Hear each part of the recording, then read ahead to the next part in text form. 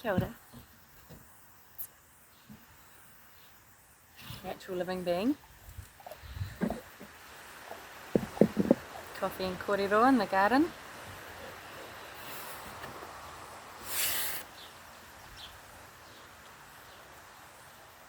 Been contemplating a few things this morning, as per usual.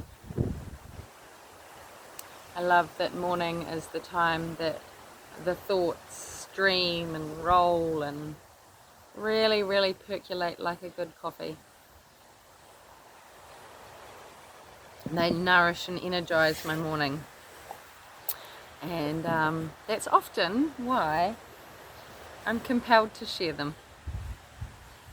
And this morning, if the wind allows, I don't know how noisy that is on camera, I'd really like to talk about what we can do starting now, starting today, on a daily basis to become more free in our whole entire world. So today is February the 6th, 2022, and it's a pretty momentous day here in New Zealand. It's been a pretty momentous time in a few other countries lately, and we're following suit. So there's a convoy that started yesterday, Convoy for Freedom. And it just really got me to thinking, because a little while back I went on the hikoi of truth from Rotorua to Waitangi. We didn't get all the way to Waitangi. We got stopped, the part that I was with all got stopped in Mercer on the northern side, southern side of the Mercer border at the time, which is hilarious because New Zealand's way too small for borders. We don't normally have that sort of thing. It was all a made up farce by our crazy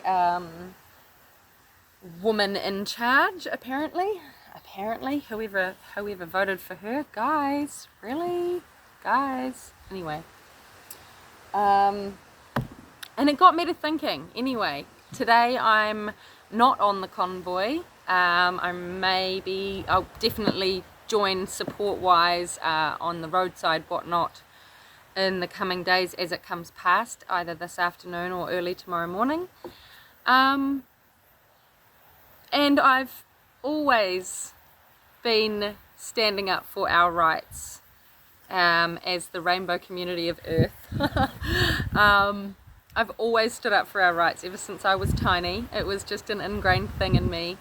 And as all of this craziness has filtered into our lives over the past sort of 2-3 years, there's a lot that I've never done. I've never ever covered my face and worn a mask in all of this because my intuition tells me not to. My intuition tells me that it's wrong, that it's psychological warfare, that it's programming, that it's a lot of things that they are trying to make us believe it's not. And for me, the integrity of who I am overrides being told what to do.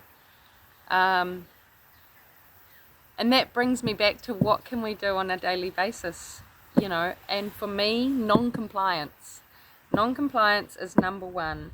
If something goes against your intuition, your gut, don't do it. If all your friends are dive bombing off a cliff into a beautiful big swimming hole and you don't want to do it, don't do it. I'm not saying don't try new things. I'm not saying don't take risks, but I am saying follow your intuition. Maybe at that point in time you're not going to dive as correctly as you need to stay safe in that environment because of your fear. Maybe you'll end up with really bad belly flop. I don't know. I think in those moments, if you can't be clear and step yourself through your fear with confidence, ease and grace, find another way through it. To be honest, I feel like we can all do a lot more just in not complying, because so many of us know that it's not correct for us, for ourselves, for our spirit, for our wairoa, for our intuition to be doing these things. If you're a store owner, I really encourage you to let other people know that you don't want to comply with this anymore.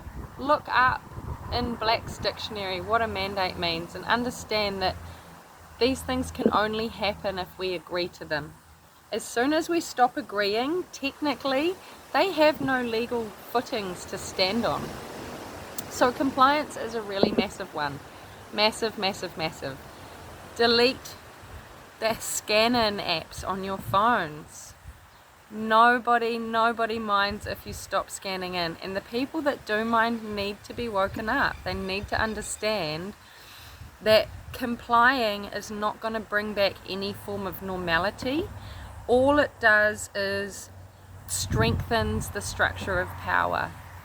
And at the moment, the structure of power is so skewed, so misrepresented, that it needs to crumble so we can build a new one.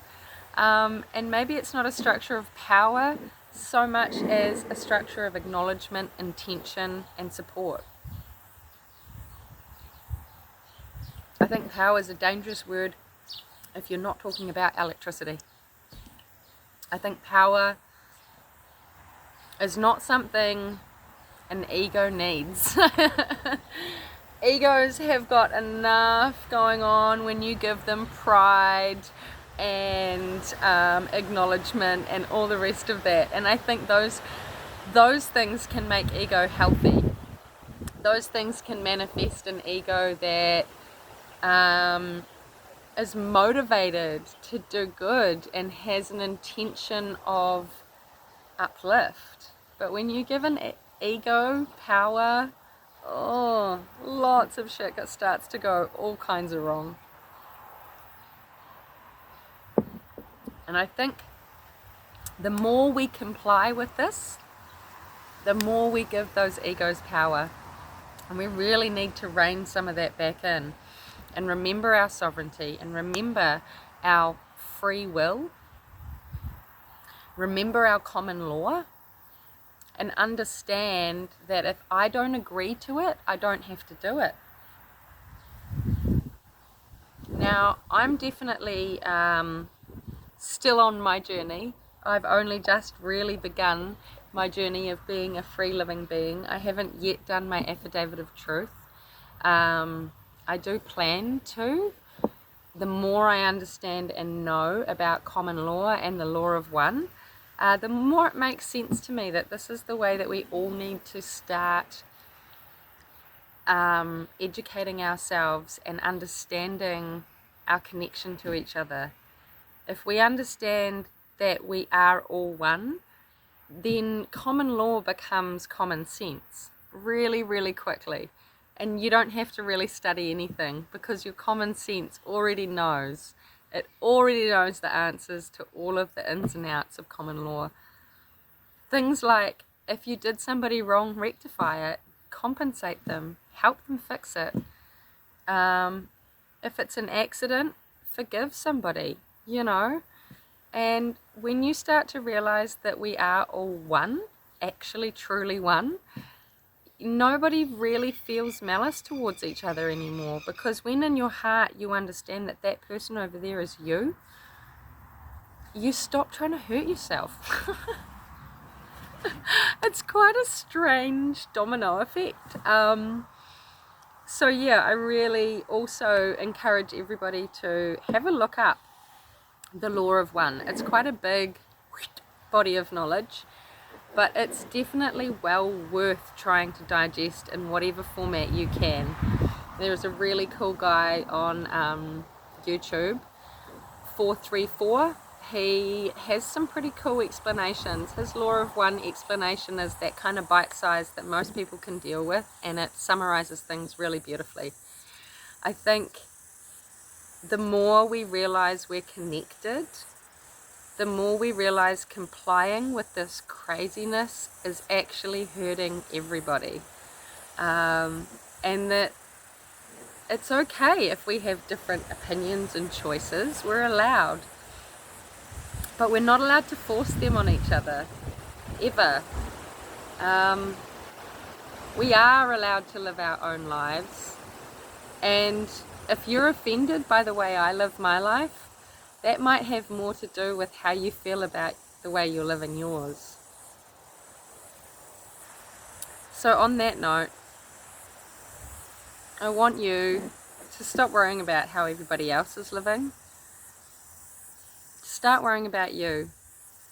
Love yourself deeply, truly, honestly, at the core. And once you can do that, it's really easy to love others, because you understand that we are all the same. Crazy bags of meat with weird electricals and some chemicals, and it's all in there messing about and making us crazy, so we can experience this awesome thing called life together in all its glory, pain, sadness, elation, beauty. Dogs.